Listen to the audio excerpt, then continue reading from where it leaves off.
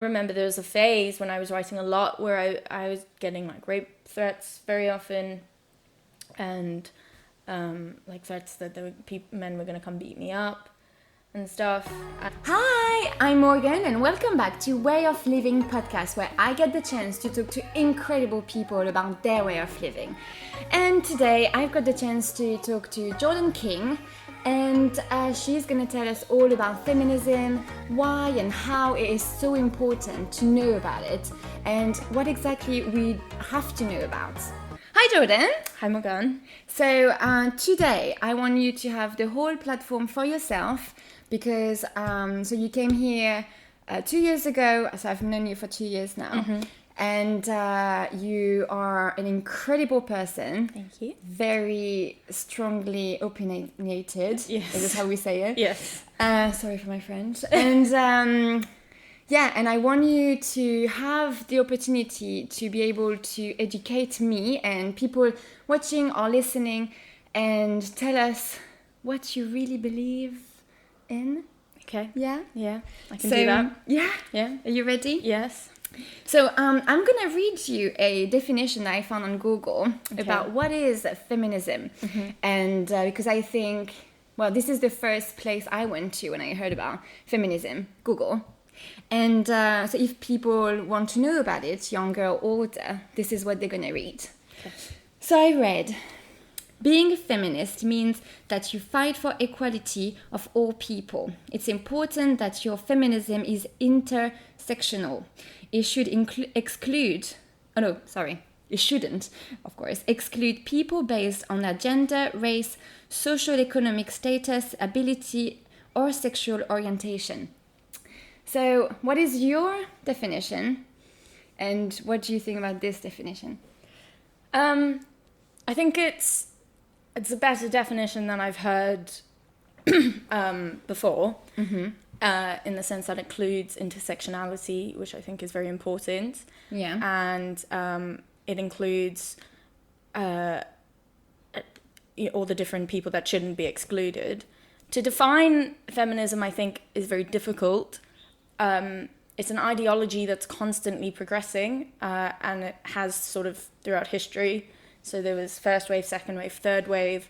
And I mean, although it's not the official name, I would say that current feminism is probably the intersectional wave of feminism right now. And each wave has focused on different things. And so, for example, second wave feminism was very focused on women having the right to work and being allowed to not just stay at home. And that makes sense because at the time women weren't allowed to work at all. Yeah, it all started with the right to vote, actually. Yeah. So different phases were focused on different things, sort of in response to society and how sexism was manifesting at the time. Yeah. And obviously as society grows and people get older, sexism manifests in different ways, and so does feminism. Yeah. So I think it's more than just about equality for me, and I think that that's important. Equality is obviously the end goal, but it's also about the means of getting to equality, which is where people often get uncomfortable with feminism. So it's about liberation and empowerment, and that often requires certain steps to be taken. Yeah.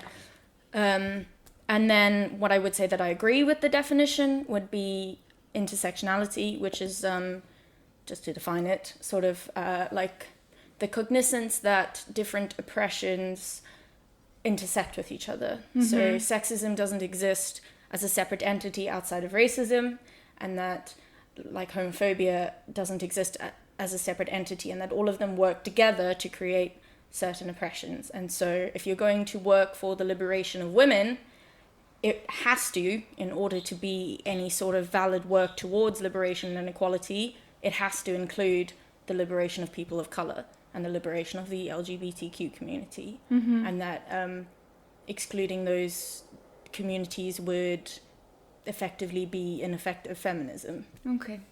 So yeah, I don't know if that helps. That's your definition. That's really good. It's a bit longer No, that's good. than Google's. That's more explanatory. Yeah. I would say. So can you tell me how it all started? So how old are you now, if you want to say it? 21. You're 21. Mm-hmm. How long have you been a feminist for, if we can say that? I'd say probably since, I think it was always lurking in the background, but I think when I started to sort of identify as a feminist and piss my parents off at 16, I think. I think since about 16 is when it was when I got really, really into it and was reading about it. So you started being a feminist by being rebellious? Well, originally, and I don't know if she's going to appreciate her association with my feminism. Hi, Mom. Yeah. Is definitely my mother. So she's a very different feminist to me. And we focus on different things in our feminism. But when I was really little, and this is even, before 16, before I sort of even knew that words like sexism existed, really little things. So like she would play Alanis Morissette, and like one of the biggest memories I have about like this type of conversation was there's this song called like Not Your Mother, and in the song she's talking about like how she doesn't want to be her boyfriend's mother anymore, and that basically her boyfriend needs to grow up because she's like got her own life to deal with. And I was little and I didn't understand. I thought she was talking to her actual child. And I was like, that's really mean, Mommy. Like, why doesn't she want to be this boy's mom anymore? And my mom, I can't remember exactly what my mom said, but she basically said, like, she's not her mother and he's not entitled to a second mother. He's got his mother. Something like that. And it was little things like that. And then, my whole life, it was pretty much me and Mom. And she was working full time and raising me, and she was sort of in a really high profile business role. She was like the only woman in that position very often. So I think just seeing her in the context that I saw her allowed me to view women in different ways that I think other children do. Okay. So I think that's where the seed was planted, and she was always sort of trying to plant social consciousness. So I don't think she necessarily predicted how radical it would go. So you would say you're radical.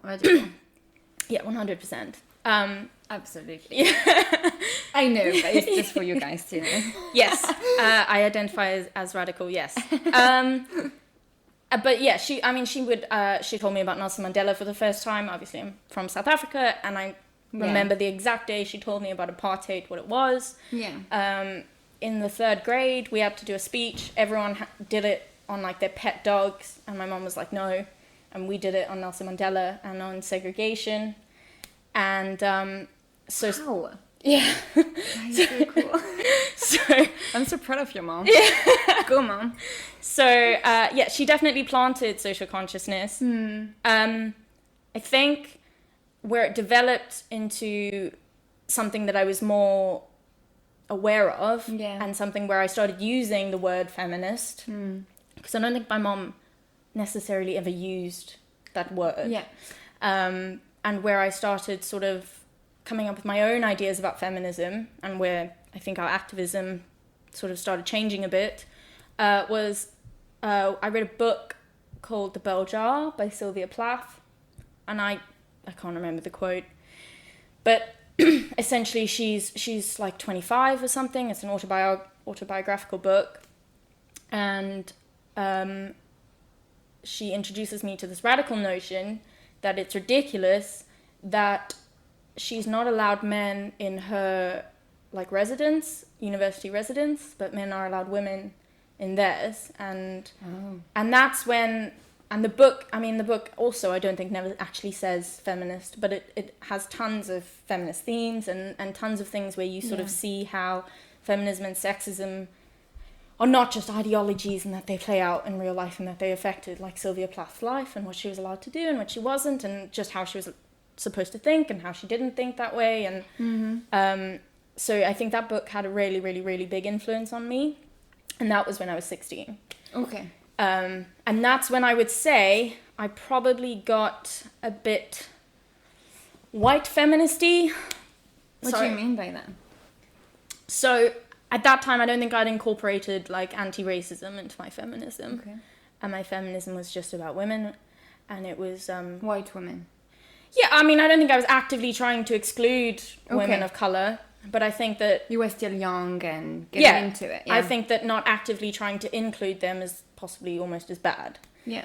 And and I was that's when I was really getting to know. So I started learning the differences between the different waves. So like how second wave feminism, what was problematic about the different waves. So like second wave feminism tried to prove women's equality by proving that women could do exactly what men did, that they could be just as masculine as men did. Yeah. Men are allowed to be anyway.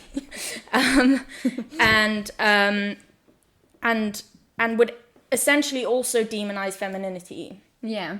And I mean, it makes sense because at the time, how else could women possibly survive in the workplace if they didn't take on masculine traits and show that they weren't emotional wrecks Well, still and do. hormonal. Yeah, exactly. Yeah. So, I mean, but especially at that time, how it makes sense that feminism manifested that way. Yeah. But then, I think things happened where those women would shame other women who didn't necessarily want to do that, who wanted to have babies, who sewed, and, did all those traditionally feminine things. And I think between the biggest development in my feminism from about 16 to 18 was realizing that it's just as sexist to demonize femininity as it is just to demonize women in general, and that women have a right to choice and equality regardless of whether they act masculine or feminine, and that femininity should be embraced and respected as much as masculinity is, and that the reason that we don't is because of sexism. So that, I think, was a big change. I think my mom's feminism in the beginning was probably quite second wave because the same thing, she was at work in a masculine environment.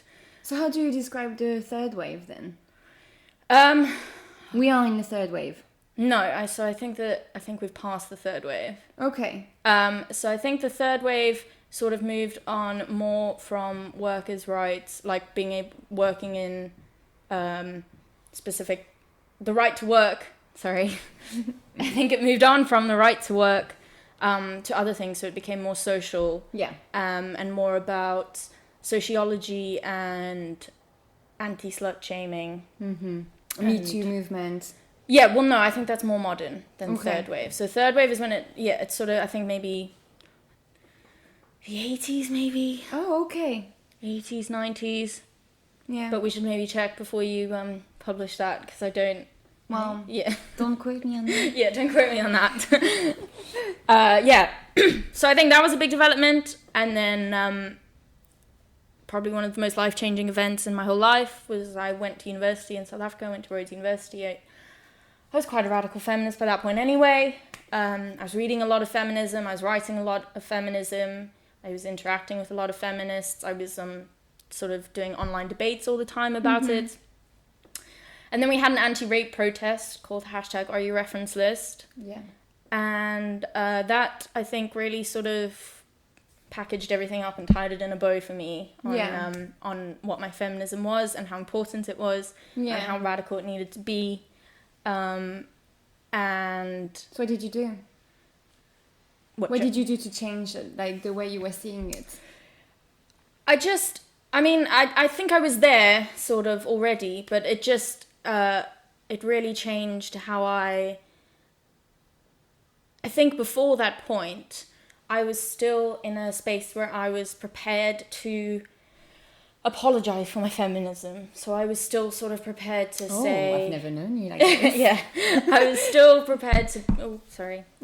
I was still prepared to be like, let me show you that it doesn't mean that I hate men. And I was still prepared to be like... I am like that. Yeah. Yeah. And I was still prepared to be like, I promise you it's not a bad thing. And like, if you understand it, if you let me tell you about it, and then I'd spend hours telling people about it and trying to convince them and listening to them tell me sexist things as if that was just as valid as what I was saying. And I think after that protest and after I saw how much work needed to be done that had nothing to do with convincing sexist people to get on my side, I was just kind of like, I'm not doing that anymore. I'm not apologizing for being a feminist.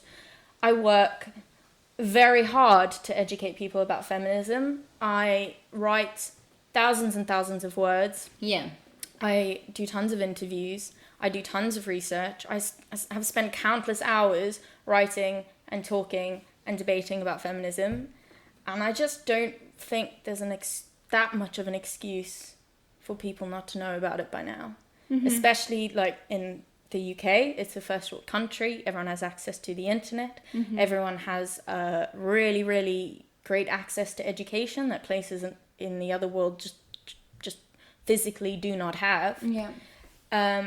You know, and I think that at some point people have to take responsibility for themselves and for their own sociology and go, you know, if you were that interested about it, you would go read what I spent hours and hours writing about. Yeah. You wouldn't wait until I'm in a pub and having a beer and trying to relax and then try and get me to tell you what it is and expect me to then listen to you tell me all these sexist things that not only have I heard and experienced daily, but that I've also gone and addressed and written about in my work. I think you should not apologize anyway to have strong opinions about something that important. You're not hurting anyone. Like, you know, those sexist people trying to make a point to you.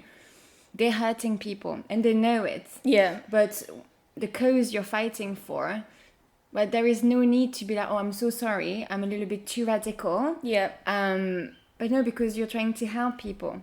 And yes, of course, you know, we need to make noise to be heard.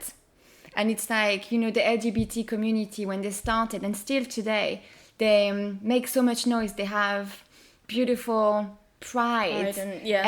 But if they don't do that and they stay quiet, it's never going to move. Yeah. So it's the same with the right for women. If you don't do marches, if you don't do #MeToo movements, if you don't do this, well, it will never change. And we will still be at home raising 5 kids and not being able to vote for the government that we live with, you know. Yeah. So I think we need radical people. Yes, of course, you're going to piss me off sometimes and you're going to piss people off, so many of them. But if you don't do that, because we need people high up there, and then we have people down there, like me maybe like 10 years ago, and then we meet in the middle, you know. So I think, you're completely right, and I'm really glad that you're saying that. No, I don't apologize for this anymore. No. Well, I mean, people sort of look at history in weird ways. So they'll say like, you know, it developed that way. Women ended up getting the vote, and women, you know, it ended up getting better. Yeah. But it didn't just end up getting better. No. It was people getting to jail and like fighting with they went police. To jail. Some people were murdered. They had to protest. And I mean, at the time, it was ridiculously radical for them to fight for those things that we now think are so, you know, easily arguable. Mm-hmm. And they had to be these really radical, ridiculous people that the rest of society was sort of saying, like, what are you doing? What are you talking about? And that's how we developed into like a more egalitarian society. It didn't just happen magically. It was people doing things. Yeah. So, yeah. So, would you say that you're proud of where you've come from 16 to 21 now, and you're proud of being a feminist? Yes, I am proud of being a feminist. It's an ideology that has helped me a lot in my personal life. How? Well, I mean, it's informed a lot of my relationships. It's helped me to sort of realize when I feel nervous to ask for what I need, or when I feel like that's going to make me like clingy or crazy seeming, then, you know, because I know about feminism, because I've read about it, I know that women should be allowed to ask for what they want without being stereotyped as clingy. So it made you more confident. Definitely, it made me more confident. You're a very confident woman. I can say that. Like one of the most confident women I've ever met. And I mean, it gave me what's probably my life's biggest passion. It made me want to start writing. And and it was an ideology that enabled me to incorporate so many other things that I was passionate about, like anti-racism, like anti-homophobia, equality in general. So in my personal life, it's helped me a ton, which is why I'm sort of proud of it and glad that it is such a big part of my life. And then, it's made me do good things. I think that the writing that I do is important and that feels good, and it's made me pay attention to what's going on in the world. Yeah. And I'm proud of that. I'm proud that I'm proud that I do pay attention, and I'm proud that I care. Yeah. And because I think a lot of people just don't. So yeah, I'd say I'm proud. I mean, it's hard sometimes to be a feminist, and people can be asses about it. Yeah. But yeah, like, what do you think is the hardest part of being a feminist? Like, is this easier? And first of all, this question is this hard, and is it easier in the UK than in South Africa? Which one first? So, what's difficult about being a feminist? So, a lot is difficult. Obviously, I mean, I think the most obvious one is that people who don't understand feminism, or I should maybe say who choose not to understand about feminism, don't like you very much. Yeah. And, I think I say things that make people uncomfortable. I hold people accountable for things that they don't feel responsible for. And they don't like that. And, I mean, that's understandable, I guess. But, that often manifests into people moan at me a lot. People feel entitled to a lot of labor from me. They feel entitled to me explaining a lot to them, which is fine if I feel like I want to and like I can. But, it's like I constantly have to be ready to defend my whole life's work. Yeah. At any moment. And that doesn't stop. It's not just at work, it's at barbecues, it's at parties, it's in bars when people get really drunk and decide that it'd be fun to have a conversation. I'm constantly on the defensive. Yeah. But I mean, I'm not crying sort of victim. It's my opinion and I stand by it. And if you're going to say controversial things, you're going to get You're very good at arguing reactions. Anyway. So, yeah. So I think that's the most obvious way. I mean, when I first started writing and like posting stuff online, like just like Facebook posts when I was younger, before I sort of learned how to like pitch publications and things. I mean, I remember there was a phase when I was writing a lot where I was getting like rape threats very often, and like threats that men were going to come beat me up and stuff. And when I was younger, I know I had a friend, and her parents ended up not really wanting her to hang out with me because I was like making her too feminist. So how do you deal with this? You just sort of decide that feminism is more important. Would you say that you're very strong mentally? Yeah, I mean, I think so. It's still, I mean, I wrote a piece. Oh, no, that's different. That's a very different thing. I'm coming to that. So I get upset. And, there are a lot of people in my life that I really love that don't get my feminism or why I do it. And that's sometimes hurtful and makes me just feel a bit frustrated. Yeah, because you can't open their mind. Yeah, but, also just, it's like, I know a lot of people think certain ways about me because of my feminism that just isn't true, and that if they read what I write properly and took the time to try and understand it, that opinion would change. Yeah. The other really difficult part about feminism, which I think is sort of a conversation for within feminism, is, and that really changed a lot from like 16 onwards. I hiccuped. And this what changed a lot from like 16 is the pressure within feminism to be a really good feminist. Yes. All the time. Yes, absolutely. And constantly.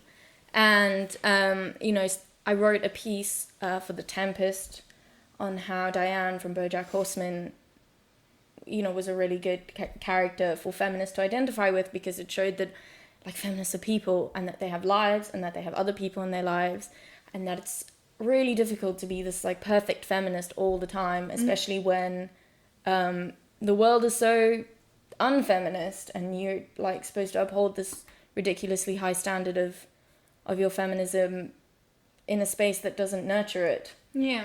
So and that, I think, has, that's been a big struggle for me. And it's manifested into my romantic relationships and things. So, obviously being a feminist, my independence is really important to me. And it is. And I do consider myself independent. But, being able to rely, on my current boyfriend for help with things, even just, emotional support, is really, really nice. And there is nothing in feminism that says that I can't do that. But this pressure for me to be completely independent and completely untouchable by men is it's impossible to achieve. And I sort of have to remind myself of that sometimes. I know that, for example, I'm a single mom, and I want to raise my daughter in a very independent way, very strong. I'm a very strong-minded person, and I know that mentally I'm very strong as well. The thing is, as you just said, I don't call myself feminist because I don't know enough about it to call myself a feminist. And I know that since I've known you, because before people used to say, "Oh, are you a feminist?" And I was like, "No, I don't." Since I've known you, I've learned a little bit more, and I'm interested about it. But the thing is, I know that when I meet men, or even my family telling me, "Oh, you need to have a man in your daughter's life," I'm trying to fight, and I'm like, no, because I can do it everything on my own, and I'm very strong, and we don't need men. And it's really hard to educate my daughter in a way that, because I don't think this way, that it's okay to depend on people, men or women. It's okay to ask for help. It's okay you want to cry on your boyfriend's shoulder, do it. But it's really hard, as you say, to know the balance and what's okay, because you're a radical feminist, you need to be like this. But no, you can be sensitive and need emotional support. And I think it's really hard to know your place still in 2019. As a woman, strong woman. But what kind of strong woman do I have to be? Do I have to be one kind? I want to be many kind. Well, I mean, think about when you and I met. Before we made friends at that party, you thought I was just really loud, and because it's scary. I know. A woman should not be loud. But why? No, it should. But when you got to know me, I'm actually quite a soft. Sweet. I'm quite a softie, and I really like affection, and I really like cuddles from my boyfriend, and from me too. And it's really nice when he buys me dinner, and and it doesn't change you. No, and it doesn't change your opinion. It's something that I struggle with, is to try and marry the fact that I'm independent, that I'm strong-minded, and that I know what I'm doing in my career and in my feminism, and marry that with the fact that I'm a human being, because that's all that softness that we're talking about is just that. Is that I'm a human being, and that I'm entitled to choose how I want my softness nurtured. I think that's what feminism is it's supposed to be about your right to choose, and literally just your right to be a human being, to need what you need, when you need it, from who you need it, and to not have to battle these ridiculous stereotypes and obligations in order to get it. Do you think it's harder to... So the next question the UK South Africa one. So do you think it's harder to be a feminist in South Africa, knowing that you matured in the last 2 years? You were a child before, now you're a young woman. It's gotten easier being a feminist the longer I've been one, because obviously I'm just more used to it. It's practice. It's practice. And it's gotten easier being comfortable with things like being dependent and being softer. So those things have gotten easier. I'm not sure they have any correlation with, South Africa versus England.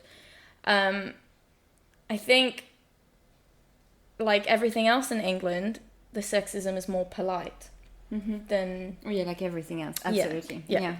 And it's a little bit quieter, which makes it a little bit harder to identify it. Yeah, I'll call it fake, but... Yeah. I can say it. So I think that is a big difference. In South Africa, I don't think South Africa is more sexist than the UK. I think the world is sort of universally sexist.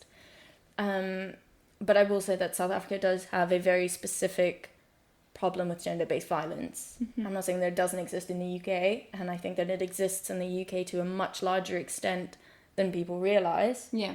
It's something like 1 in 5 women in the UK will be sexually assaulted, and in South Africa it's 1 in 3. So, yeah, I think that sometimes the sexisms manifest in different ways, and the violent ways that it manifests in South Africa sometimes make being a feminist a little bit more scary. But I also will say that although I'm South African, I am a white South African. Yeah. And I have a lot of privilege, and I was, brought up in like a loving home from both my parents, my mom and my dad, and I was allowed to express myself, and I was able to get an Uber home instead of walking home, and I was able at night. Was there any Ubers at the time? Yeah, when I was like 17, 18. That's so cool. I didn't know any Ubers. And I had access... Sorry, different topic here. I had access to those things because of how privileged I was and am. Whereas there are large demographics, mostly people of colour in South Africa, who don't have access to those things, and where being a feminist, I think, is a lot scarier for them. Yeah. So, I mean, I think just being a woman is probably a lot scarier for them. But, especially being a feminist and you're making other people uncomfortable, I think that, yeah. But, I mean, I suppose the same thing could be said for the UK. But I think it's just a lot less extreme, the disparities in wealth. I'm going to end with like a very hard question. Okay. So how do you feel about... So last year for the Pride in London, the anti-trans feminists broke into the parade. Okay. And they were first to parade. And they were booed by everyone because they're against transgender people, women. Yeah. They say that they're not women and they should not allow. They're not supposed to use the ladies' room and all of this. It's a big deal in the UK. I don't really know how in the rest of the world. As I said, I'm not really educated about feminism.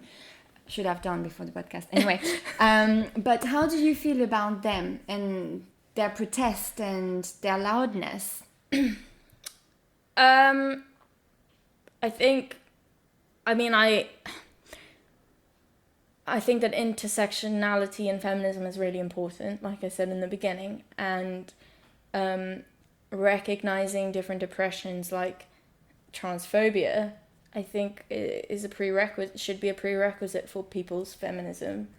I think that, I don't support trans exclusionary feminists. I think that transgender women should obviously be included in the feminist movement. I can't really see an argument for not including transgender women into the feminist community. Men can be in the feminist community. Yeah, no, totally. But I mean, as the people that you're advocating for. I think from what I've read is a lot of trans exclusionary feminists feel that because of how transgender women have to present themselves as women, like wear dresses and put makeup on and stuff to present as women. Not all of them do and have to, but the ones that do. I think that trans exclusionary feminists feel that being a woman is more than wearing a dress and putting lipstick on, and that, I've spent my whole life having periods and on contraception, and I could go through 9 months of but they've been almost physical torture. Yeah, but they spend their whole life being in the wrong body. Yeah, no, exactly. So I don't agree with this. I think that is the argument. But I think that being a woman is also more than having a vagina and a uterus. And I think that if that's how you define being a woman, then, I mean, that's just as sexist as the men who reduce women to vaginas and baby carriers. Yeah. We're not. We're not just walking vaginas waiting to be fertilized. And if that is your prerequisite for being defined as a woman, then, you know, I don't know how feminist you can be if you think that that's what makes you a woman. So yeah, I get being careful. I get wanting to be careful about having a movement for women, specifically for women, because there are so few spaces that we have in the world and in society where we are allowed to be loud, where it is just about us. Mm-hmm. But I think, you know, transgender are women, and that I think that it's almost not a debate for me. If transgender women are women, then they're just automatically included in a group that's just for women, and I don't agree with that at all. Yeah. One more thing, actually. We talked about how the difficulties and, you know, but what's rewarding about being a feminist? Being able to work towards something, I think, is rewarding. It's rewarding to see how feminism can change people's lives, and it's rewarding to see the people that I have educated on feminism with my writing and how that they've changed and joined feminist movements and so on. And that's really rewarding. And it's rewarding to see it's rewarding to be able to think in a way that lets me recognize the amazing things that all the women I know are doing. And it's also, which is probably obvious, and I probably should have mentioned this first, really liberating to be a feminist and to not have to care about sexist social structures. It's really liberating to know that I am entitled to do what I want with my body, when I want, with who I want, and that I am the only person entitled to make that decision. And it's liberating to know that, instead of listening to sort of social structures that try and control what I can and can't do with my body and with who. And it's liberating to know that I am entitled to choice with my with how I want to be, with who I want to be, and with what I want to do. Whereas I think if I didn't have that liberation, I would be trying to fit into specific molds of what women are supposed to be. Yeah. So what would you say to people to keep doing or to change? The people who are listening or watching, what would you say? So, my feminism is very focused on gender-based violence. Yeah. That's something that's very important to me. Obviously, sexism manifests in other ways, and those are really important. But my focus is gender-based violence. And I think that it is problematic in two ways. The first being, I think that the legal systems in place for people to prosecute domestic violence or sexual violence are ineffective. And then I think that is informed by a lack of real conversation and storytelling about gender-based violence in culture. So in film, in songs, in books, in articles, and just in conversations. So I'd say for people need to change the way that they speak about gender-based violence. So I don't mean just don't do rape jokes, obviously. They're never funny. But also, you know, the stereotypical ways in which they've been presented are statistically not how they usually happen. Yeah. So with sexual violence, it is almost never a stranger on the street.